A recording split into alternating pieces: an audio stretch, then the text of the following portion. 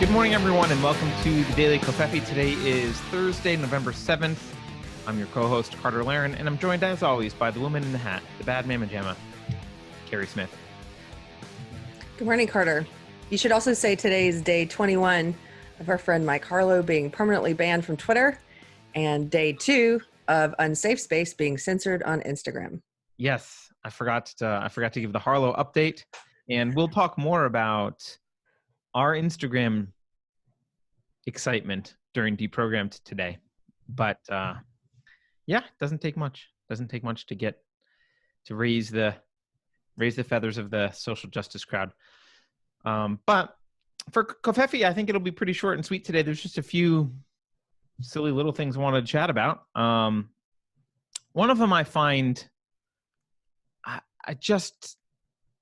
I'm kind of shocked. I'm honestly, like, I know that nothing that the social justice crowd does should shock me, really.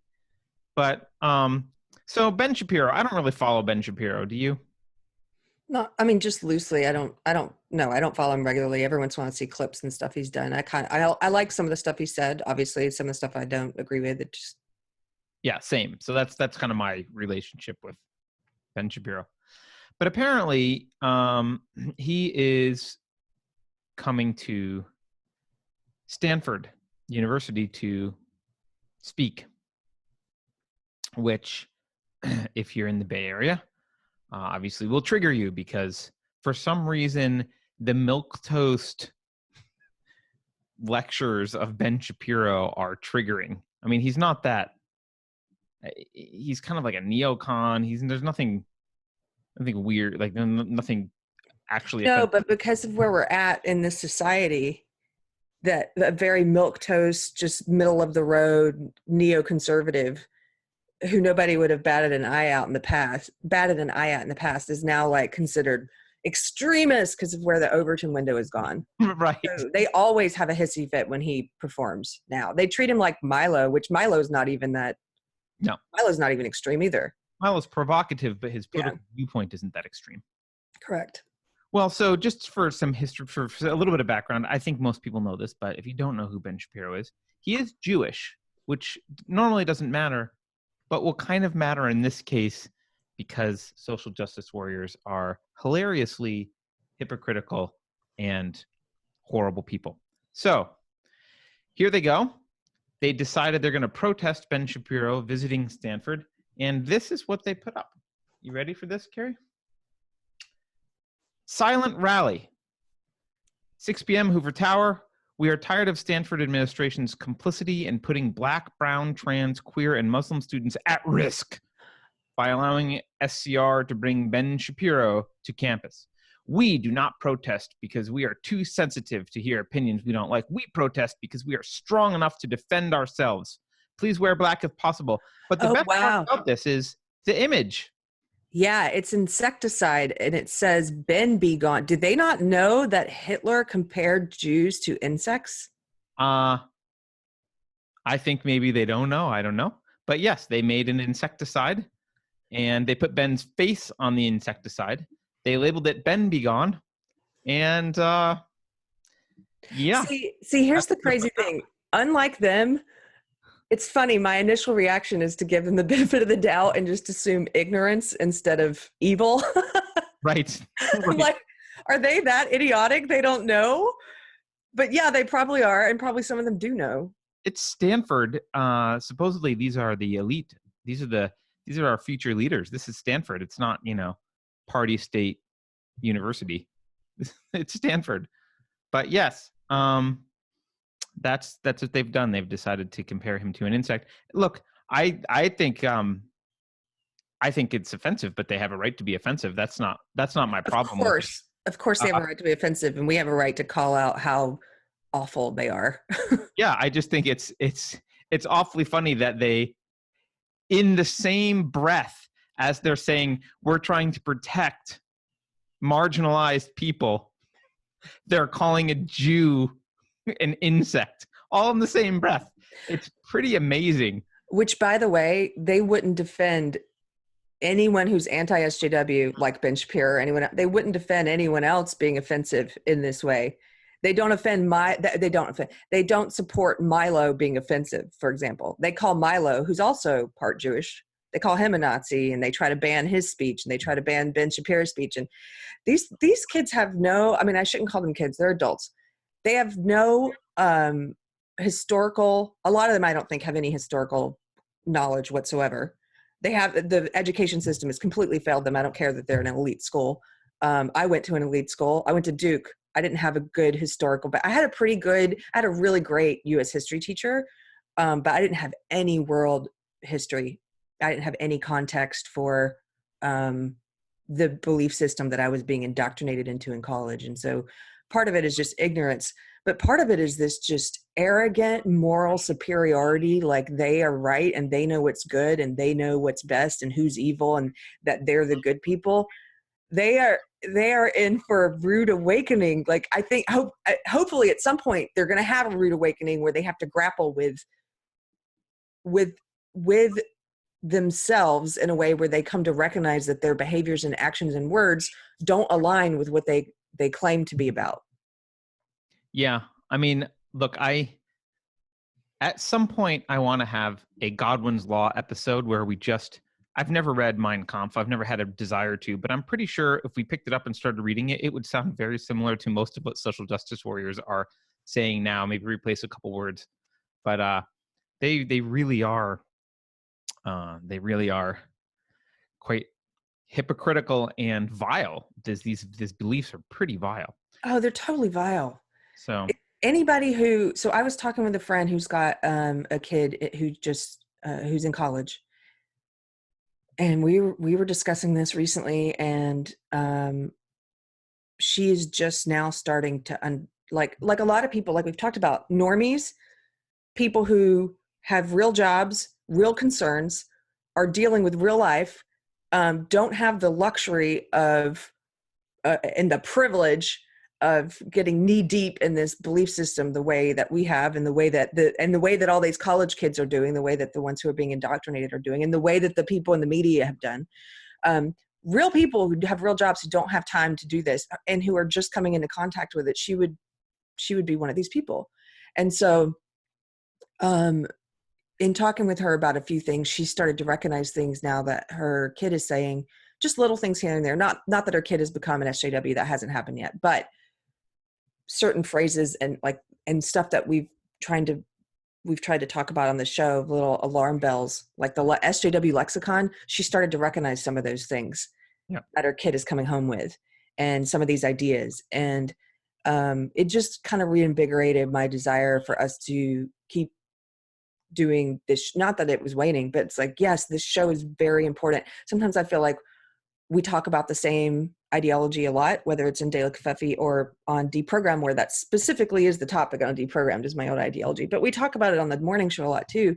And but there's a reason for that, because there's so many people who haven't come into contact with it yet, or who have and don't know quite what it is, and it sells itself very good. I mean, look at this. They're like, we care about protecting marginalized people. It's not like, hey, we're here to censor and bully and shut down people with targeted harassment because we don't like that their ideas oppose our ideology. Right. That's what their flyer should say. Yeah. Yeah, they might as well have used a Zyklon B canister instead of they're so bad. They don't know what that is. Well, there's kind of a lighter note, though, because I know, so you and I talked about maybe we want to have a little bit of a more light stories sometimes, or a little bit more positive outlook sometimes, because sometimes it can get tiring to just be constantly telling you what's wrong with the world. There's something that I think is kind of funny. I don't watch Dancing with the Stars. Do you watch Dancing with the Stars? Oh, God, no. I had to watch it one season because I used to represent Margaret Cho and she was on it against my advice. Although, to be fair, she seemed to really enjoy it. So perhaps my advice was wrong. I had to watch a season of Real Housewives, one of the Real Housewives, for a similar reason once. Whew.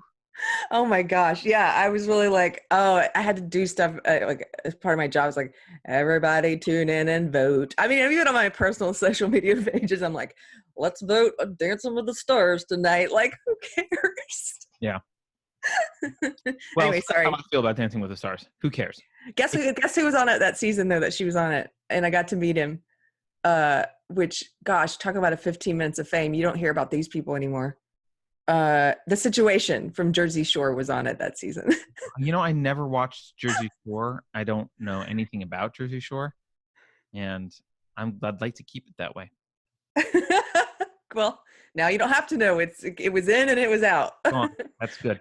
Yeah, but so apparently this season, so they have a new voting system this season where the audience gets to vote, and which is much like what you might call democracy, which is what a lot of the leftists, they complain about the Electoral College and blah, blah, blah. So we've got more pure democracy on Dancing with the Stars.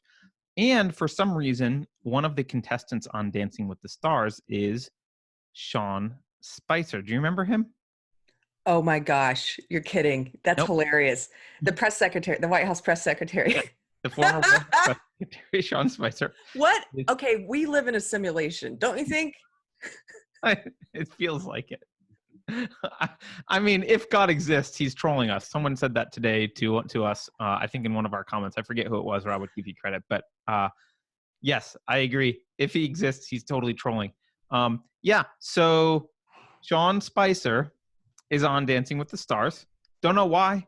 Don't know if he's a good dancer or not. Apparently, he's a bad dancer. But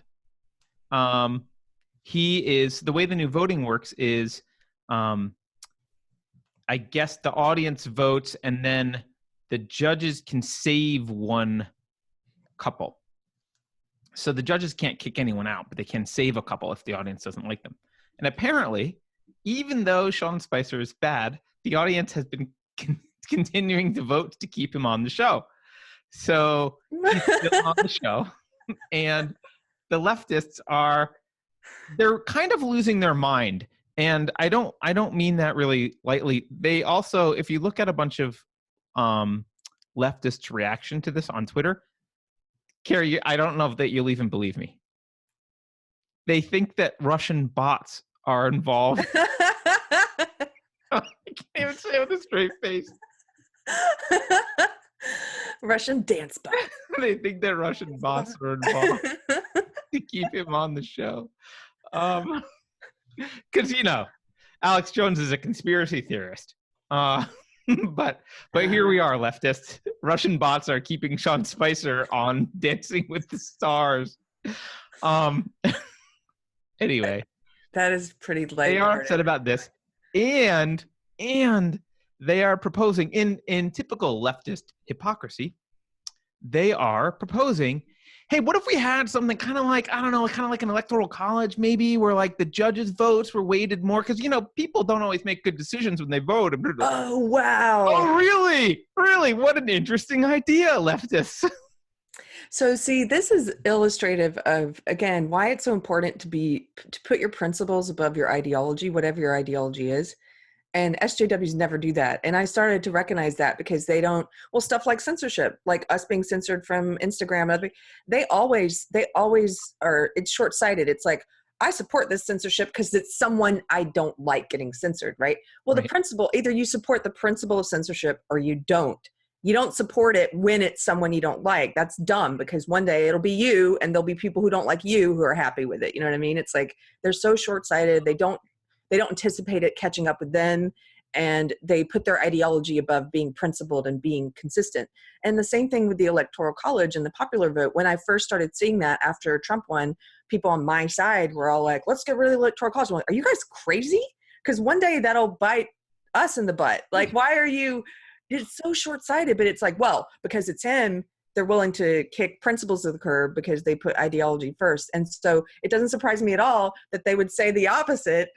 They would say the opposite when it would benefit them to be able to get rid of Sean Spicer. They're like, oh, suddenly we love the Electoral College because they don't have principles. Or if they do, Well, subvert this stuff them only to their matters when belief it's system. important, like Dancing with the Stars, Keri.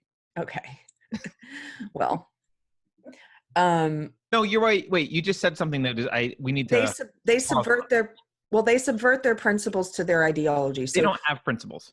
or if they do, some of them think they do, but that's why I say, if you believe that you have principles, but you're a hypocrite on stuff like this, just take a look at what you think, make a list of what you think your principles are, and make a list of what your ideology is about, finds important, and see which one trumps the other. I have a friend who is a dear friend who I love, who is, I would say, she's not a full-on SJW. She's a liberal. She's like somewhere in the middle. She's been swayed by some of these tenets of belief, right? Like she's bought into some of the crap.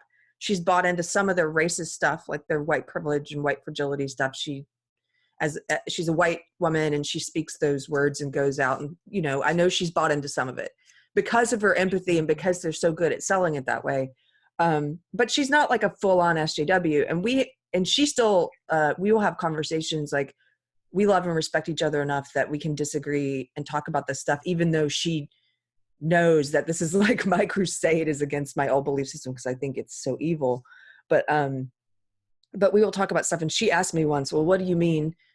What do you mean about principles and ideology? How are they different? Aren't they the same?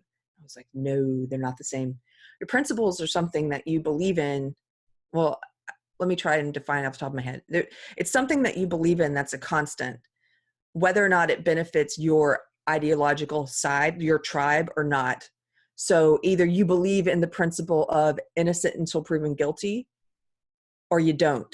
And it doesn't matter if the person that people are trying to convict in the minds of social media and the public, or like when they put Kavanaugh on what amounted to a trial in the public eye, right? It doesn't matter if you like Kavanaugh or not. It shouldn't matter who that person is. You either believe in the principle of innocent until proven guilty, or you don't. And it could be, you could put Obama there, you could put Trump there. It doesn't matter. Your opinion on innocent until proven guilty should be the same. And so the same thing with a concept like censorship. I started to, one of the things that alarmed me about my side was seeing so many people who I had previously respected, who I thought were liberals, suddenly get pulled over to this SJW leftism, this support of censorship. A good friend of mine from a long time back, from back when I was in college, and he was like supporting the censorship of Alex Jones, and it wasn't enough for him that Alex Jones had been banned from most of the platforms, but he was still on Twitter. And so this friend was circulating a petition to get him kicked off Twitter, and I'm like, what are you doing, dude? You're supporting censorship. That's not liberal. But it's someone he doesn't like. And so he's subverting his supposed principles. If you asked him, he would have said, I'm against censorship. No, you're not. Look at what you're doing. You're supporting it because it's someone you don't like. That's hypocritical. And that means you're not a principled person. You're an ideologue first. So I know that was a bit of a long little speech there, but I think that's really important. Yeah, no, I think I have a couple of comments. I think if I was going to, I think I'm going to try and capture what you're saying about principles, which is principles are universal. That's the difference. Principles are universal. And universal principles are part of the foundation of Western culture. This is, I'll say uniquely Western. I don't mean that in the absolute sense. There may be other cultures that have universal principles, but universal principles in general are much more a foundation of the West than other cultures. But I would say ideology is really almost like marrying your conclusions or marrying like specific outcomes of things rather than like, right? So ideology is like, well, Alex Jones is bad, therefore we should censor Alex Jones because the tribe's against Alex Jones. It's much more tribal. So, or on the flip side, the tribe saying Obama is bad, therefore we should, if that were to happen, there are people just because I'm not in the right and I don't have as many examples to give, I know it happens there too. I'm not saying this is exclusive to the tribes on the left. It definitely happens on the right. And sure. Yeah. Sure. The other thing though, I'll say is when I say they don't have principles, I don't think they have principles, but I'm not trying to, I don't want to excuse them from the responsibility of having principles. However, in fairness, they've been raised in a culture and a school system that has eschewed principled thought. And this is kind of the William James pragmatism thing that infected education and many institutions a long time ago. There's this idea that principles are impractical, that universal principles are nice in theory but not in fact, like they don't actually work. And so it's this idea that having principles is a young, naive thing to do. And once you grow up and get old, you realize that there are no real principles. Everything's just compromise for some kind of goal that you want. It's the ends justifies the means. That's a really cynical, awful way to live. But that's how we've been taught to live. That's how most people are taught to live. That's why idealism is mocked. I don't mean ideology. I mean idealism. That's right. Why it's viewed as naive to be like, oh, like if you say, for example, I think everyone should be innocent until proven guilty or whatever, you have some universal principle that you apply, often the response will be, that's just so naive. I mean, there's cases where like they just don't believe that anything can be universally applied like that. Yeah, but that to me is really sad because that's evidence of a corrupted and cynical soul. Well, I mean, I think if we're going to talk in terms of soul, yes. The West's soul has been corrupt for a long time. We've corrupted our collective soul as a culture a long time ago. And when you send your kids to school and they're taught pragmatism, don't be surprised when they grow up to be unprincipled, because principles were mocked, right? Yeah, that's what happens. But anyway, I still think the Sean Spencer thing is funny. I do too. Because the idea of Russian bots who care about a dance show. I mean, I didn't even know it was on that show. I didn't even know the show was still on the air.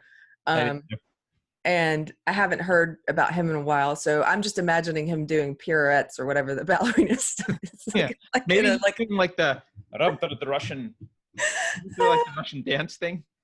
That was me doing a Russian dance. He should really run with it and do a routine where he's like dancing with robots. He should. Yeah, he should do a Russian dance with robots. That should be the next. By the way, I think what's going to happen, the other thing that I think is funny about this is now that they're complaining about it loudly, people like me are going, how do I vote on Dancing with the Stars? I don't care. I'm going to go vote for Sean Spicer. I don't like him particularly. I don't care, but I think it's hilarious that they're so triggered by it that more people are going to vote for the guy now. By the way, it always struck me as like, what is to stop people from choosing to vote for people who aren't good dancers because it's entertaining to watch them? I mean, right. Who cares? Like, I'm sure but if he's not a good dancer and you don't like him politically or ideologically, why wouldn't you want to see him humiliate himself every week? Right. It'd be funny. Yeah.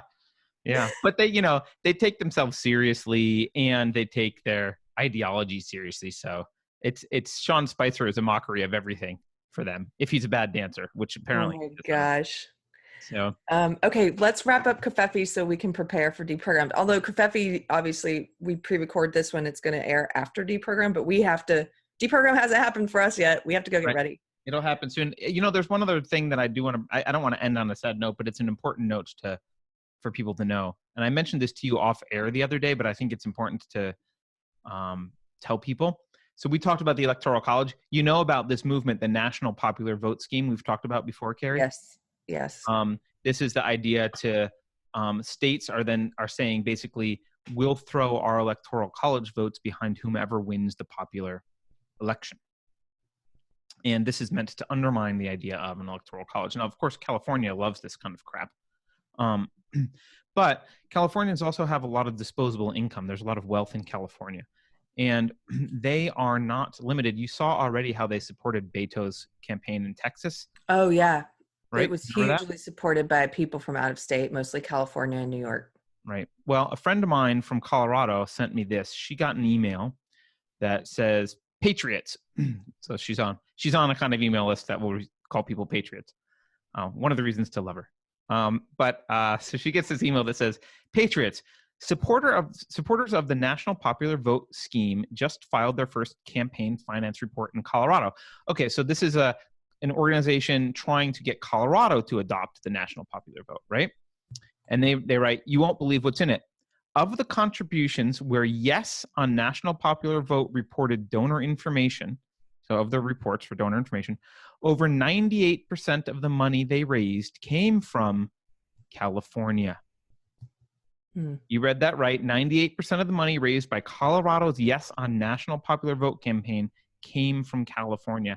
And the reason this is important to note is California, it really is, it's like a,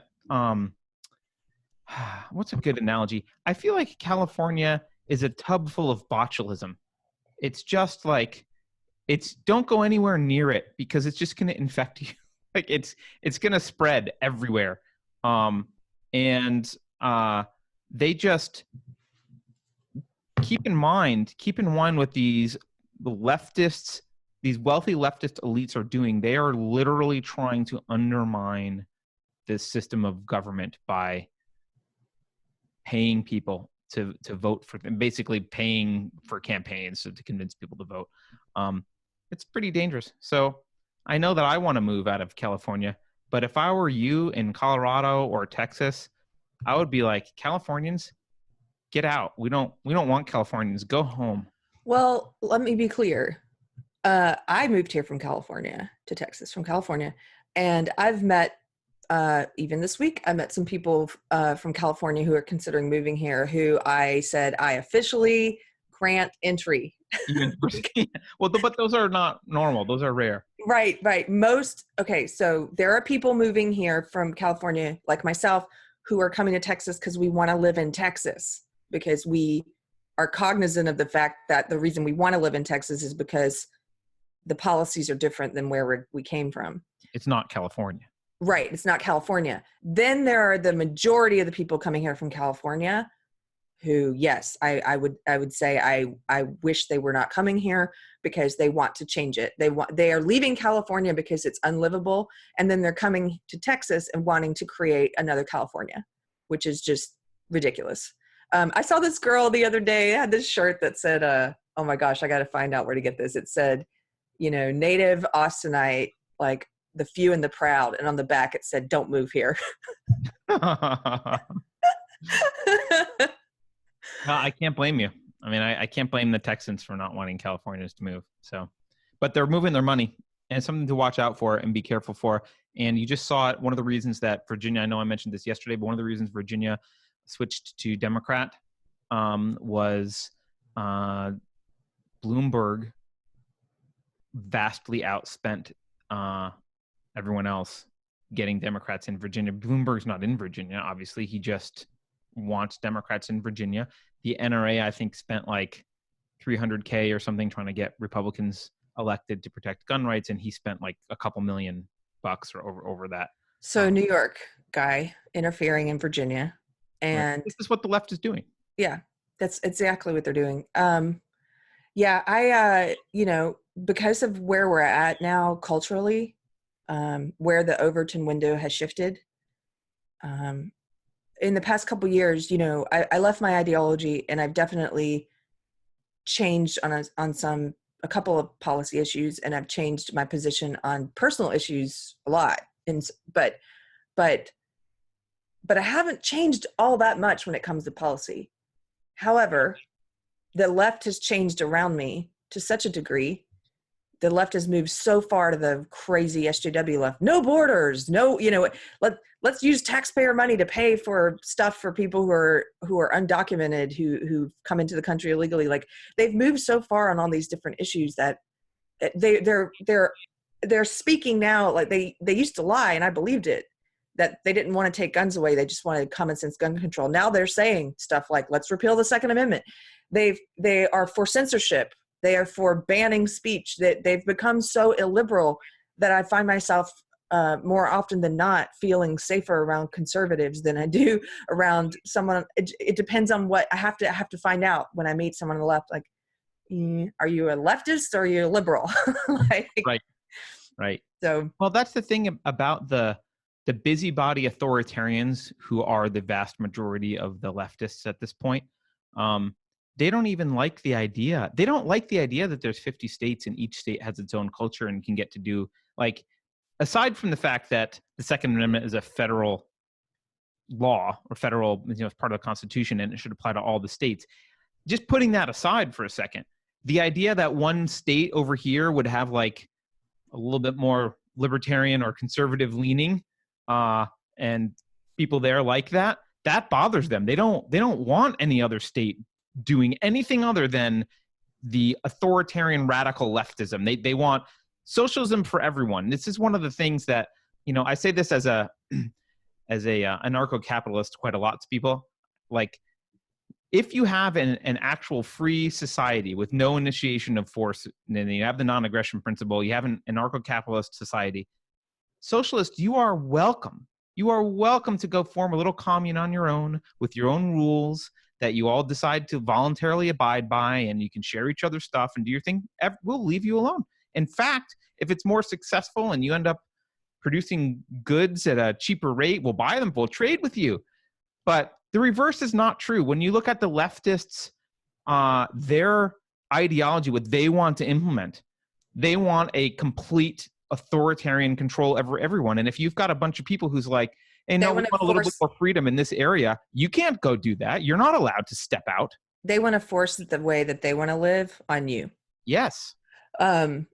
Yeah, you know what? This is an aside. We really have to wrap this up. But just quickly, in Texas here this past week, on October 29th, they found this this mother who is a gun control activist who's done a lot of, like, the typical kind of NPC SJW posts. She's posted a lot of crazy stuff about Trump stuff, and she's posted, she's in photos wearing shirts with, like, women, the women are the future kind of stuff, like the, women, and treat them, da, da, da, da. And she's posted all this anti-gun stuff. She just shot and killed her 3 kids under the age of 12 and killed herself, like murder-suicide, triple murder-suicide, because her divorce, a week after her divorce was finalized. And I was reading about that this morning, just thinking, like, oftentimes they project. We've talked about this before. They engage in projection. Mm-hmm. And a lot of times the people who think that guns should be illegal because it's, I think it's almost like a person like that, in the back of her mind somewhere, she knows that society needs to be protected from her. And do you know what I mean? Guns have agency because they feel unable to control themselves. Yes. A person like that's unable to control themselves. And, yeah. So anyway, I don't know. That's a really dark note to end it on. I'm still thinking about it. I just read about it this morning, but it's super dark. It's super dark. You're right. It is. I think, like, you're right about projection. And I think you're right. I think they look around and they're like, well, there needs to be a law to do this, because if there weren't, I certainly would want to go, like, I need to be kept away from guns. Therefore, guns should be illegal. Like, that's their subconscious. Yeah. Right. So it just really, really depressing. And on a positive note, we can end on positive gun news. Ready? Okay. I'm sure you saw this. I don't know. Oh, the woman who protected her family? Yes. The pregnant woman who shot the intruders who were, I guess they beat up her husband and they were attacking her. She was pregnant, killed them with an AR-15. I saw that. And I saw her husband's face all swollen and beat up, and defended herself with an AR-15. And where's that in the news? Yep. You have to be CNN, actually, in fairness, CNN did tweet it, although they said it was an automatic weapon, which I like. So CNN is advocating for automatic weapons for self-defense, which I'm on board with you, CNN. Automatic weapons for everyone. Woohoo! People are morons. No, I don't support automatic weapons. Everybody, don't get it twisted. Carter and I disagree on this. I know, but I do. The point being, for anyone who doesn't know, we should be. Automatic weapons an AR-15 is not an automatic weapon. They're already illegal. It's very, very, very, very, very hard to get one. It's almost impossible.